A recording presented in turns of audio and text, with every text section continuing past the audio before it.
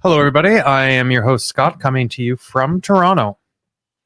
And I'm Andy, coming to you from the United Kingdom, and still wondering what that strange static is that occasionally creeps into our Every intro once in a music. while, the audio just That's gets right. garbled up, and Just goes in there, yeah. But the most important thing is that we get to sound great. Indeed. It is so good to hear your voice again, Andy. Thanks for tuning in, everybody. This is another episode of the T and Timbits podcast, Global Perspectives on Business Development to help you prosper. We are in our final week of the month of July in the year of 2025, and we were talking about mindset and culture this month. You get a bonus fifth episode on this theme because of the way that the Wednesdays fall.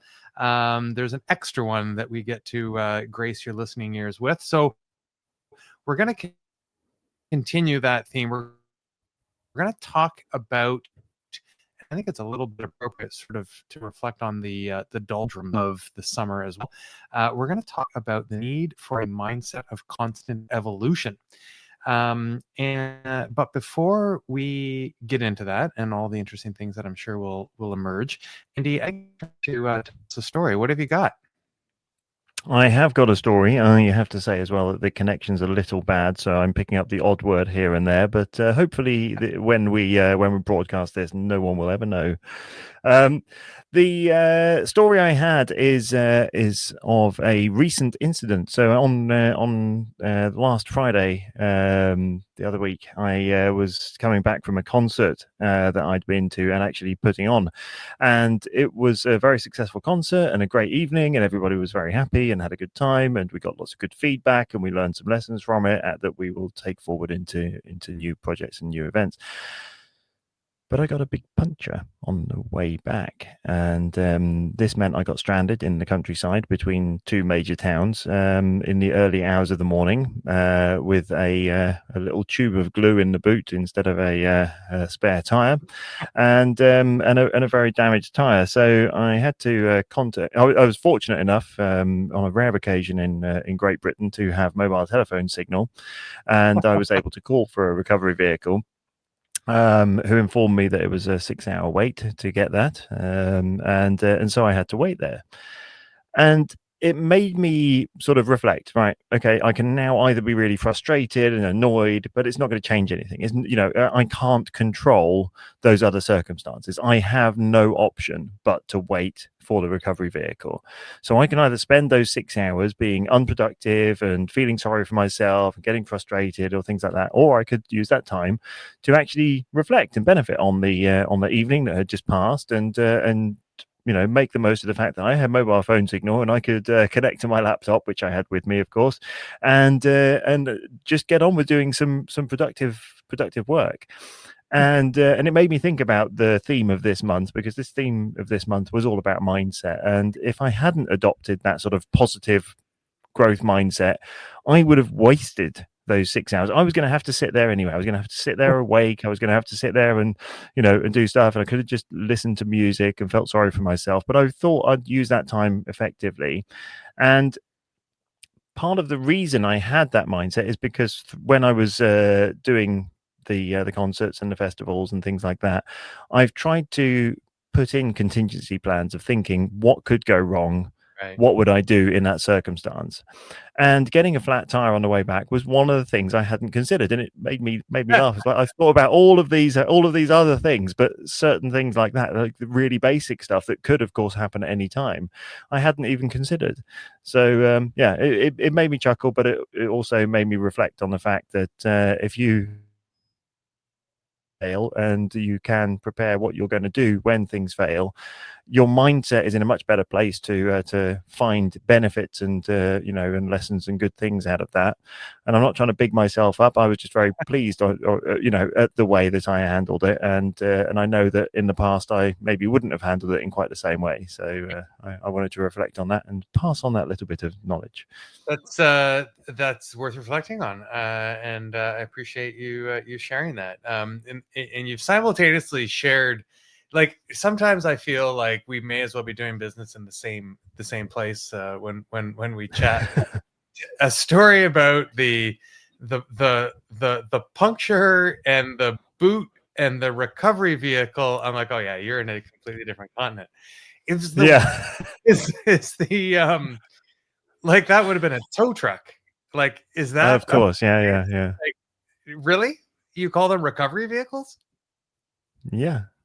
Well, I suppose because of the influence of American television and things like that, then people would know what a tow truck was. right. But I don't think you'd refer to it as that. You would call a recovery vehicle to come and get you Yeah, on the side of the road. to recover you on the side of the road. Yeah. Fascinating. Well, But I suppose they're gonna, sometimes they tow you away, so it would make it a tow truck. But yeah. There you go. Yes, thank you for that reflection and the reminder that we are oceans away from each other. And I think our connection issues have also resolved. We'll see if that holds. Talking about constant evolution and the need to sort of continue to work through some of these challenges. What do you think is the vibe right now? I mean, it's a leading question. I know that sort of we quickly spoke prepping this episode, but give me sort of why you thought it was salient to add in this topic. Well, I've seen it quite a lot over the last few months with the different companies in different industries that I've been working with, that a lot of them are frustrated that their business isn't evolving, it isn't moving on, it isn't growing, it isn't progressing in the way that it may have done when they started out and, 2 or 3 years ago when they were doing stuff and they had this massive growth spurt and they've got to where they are now. And now they're just sort of stuck. And I've seen it repeatedly. And the same issue is always the case. The behavior, the mindset, the actions of what got you to where you are are the very things that are holding you back and stopping you from continuing and growing. Because once you reach a certain size and a certain stage in your business evolution, it's not possible to maintain the growth in the same way. It's not possible to manage that growth in the same way. And very often the issues that I've seen, the sort of three main ones, it's either, a founder who won't delegate, or in a more established organization, a leader who will only trust their own instincts. And then bringing it back into sales, it's very often the sales directors who insist on going and closing every deal. So I see you're kind of coming at it from an internal perspective, and the way that we do and operate the business is holding us back. I've seen it, and so I agree with you. A similar situation that I think I've observed is people trying desperately to change by changing so many things. It's like, well, this isn't working, right? Going too far the other way, yeah. Right, and well, yeah, right. But I think in many cases, it's realizing that the market need has shifted, and I think it's possible for the market. Oh, yeah, I know it's possible for the market to go in cycles. And so there'll be a demand for something, and then a saturation, and then some shifts, and bigger economic situations happen, and then a while before the demand for that service or solution returns. And probably when it returns, it'll look a little bit different and be shaped a little bit differently, but you can still call it the same thing. And so when you're in one of those gap periods where you're in that saturation point, and saturation because perhaps everybody's just kind of in a more constrained posture, and they're not making money, so they're not spending money, they're not is interested in taking as many risks, they're not looking to switch providers. Maybe the grass is greener, but our grass is still green. And so it's very difficult to try and keep doing the same thing and achieve no results. And so you do try to change a whole bunch of things, hoping that, well, maybe something will stick.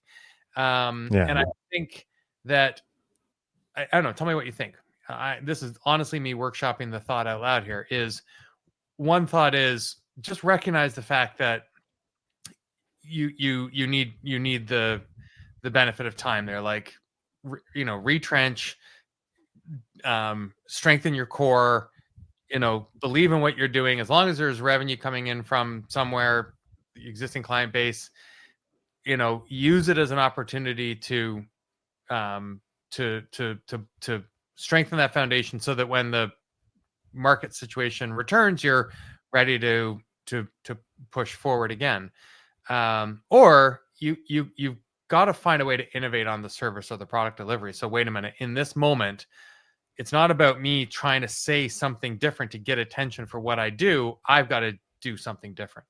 An adjacent product. I think there's elements of all of that, and I think that a good sign that you've got to this point as well is that you are, as you've described there, sort of you're constantly chasing, but you're not choosing the work. You're chasing work to try and find those opportunities, as opposed to choosing the opportunities that are presented to you and making sure that you're getting the ones that are right for your business.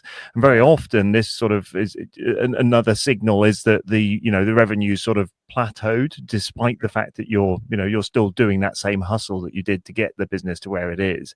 Mm-hmm. And I think, as I said at the beginning there, I think when you got those business leaders who are very much in the trenches still, as opposed to actually leading their business, what happens is the team lack clarity on where the business is, what the business is doing, and what the direction of it is.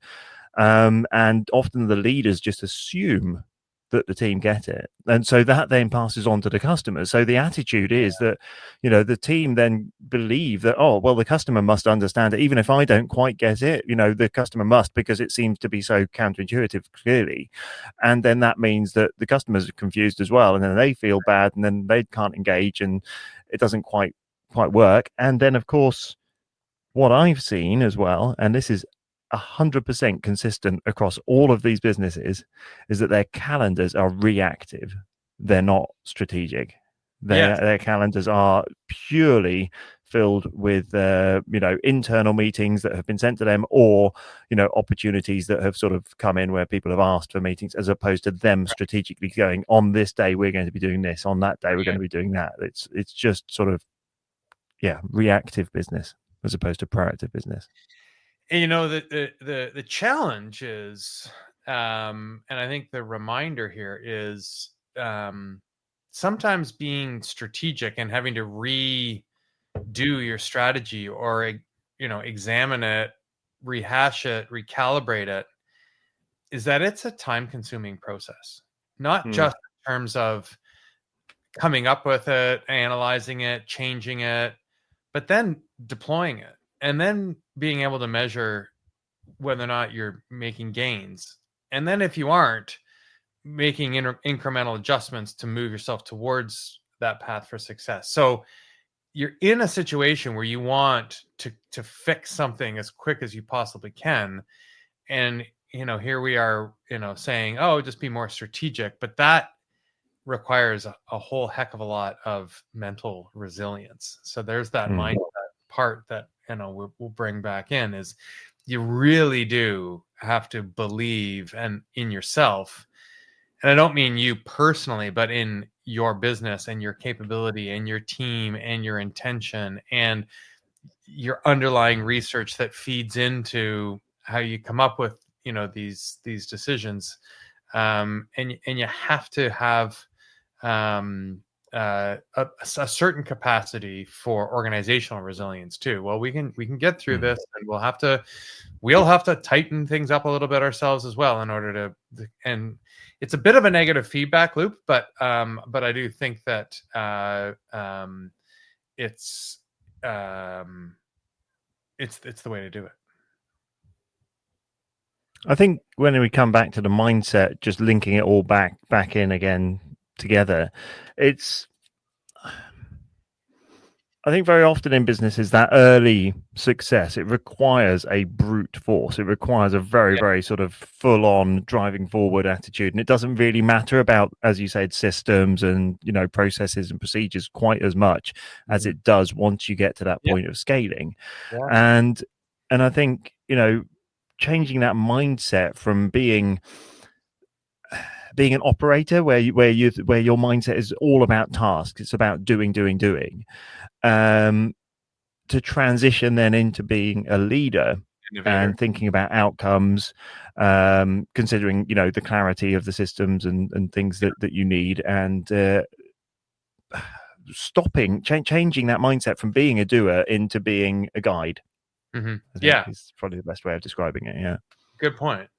And I mean, even as I'm listening to this and reflecting on my own advice there about you really got to be as strategic as you can here. I think it's actually okay for part of your strategy to be some effort deployed to the brute force approach, but not all in on that. So we're going to do all this, but it's also okay to be more experimental, to iterate, learn, fail fast, adjust as we go, learn by doing, set some time, some resources, some people aside for a bit of a skunkworks project, because that's how you catch lightning in a bottle, but the likelihood of success is a little bit different. And once you're more established, you do have a hell of a lot more on the line than you did when you were startup, when you were in founder mode, when because in those days you were kind of bootstrapped and you're kind of being pushed around by the wind anyway. I kind of like that energy. And as I said, you really got to be as strategic as you possibly can and be resilient and hold this mindset true.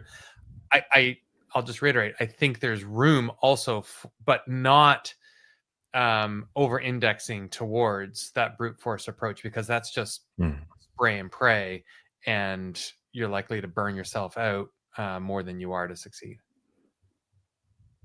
Yeah, no, I think you're completely right, and I think that's the case, isn't it? If you're not evolving as fast as your vision, then you can end up being your own worst obstacle in the actual growth. If you don't adopt those mindsets, if you don't make those changes, and you don't take into consideration the fact that businesses change, the market changes, everything in the organization and around you changes, and you need to have that evolutional mindset. And now there's a cycle to most businesses. I mean, even if it's not dramatic, like you sell Christmas decorations, but in the middle of the summer, when it's a little bit harder to nail people down and have meetings and advance new business opportunities, two things, and I'm going to kind of advocate for both sides of the coin again. One, give yourself the break as well, because you're going to need that recovery for when everybody comes back. Important. And two, when you do have some time and perhaps a little bit more space in your day than you're used to having, use it for some strategic planning, for some ideation, for some brainstorming, for a little bit more sort of mental flexibility, and do it with intention so that you can put together sort of build out that strong foundation even with more strength. Yeah, a perfect way to end the episode there, I think. There we go. Where can we go further than that? I think we probably could, but I think at some point we just have to go, is there a need to evolve this episode even further? And there really isn't. So hopefully we've given you all something to think about in a mindset of constant evolution, when to be strategic, when to be a little bit more entrepreneurial. We hope that everybody's doing a little bit of all of that. And if you would like to know more about sort of all of these insights that we come up with, whether they're planned or in the spur of the moment, you can find them at tandtimbits.com. Thanks, Andy. I look forward to our next chat. Thank you, Scott.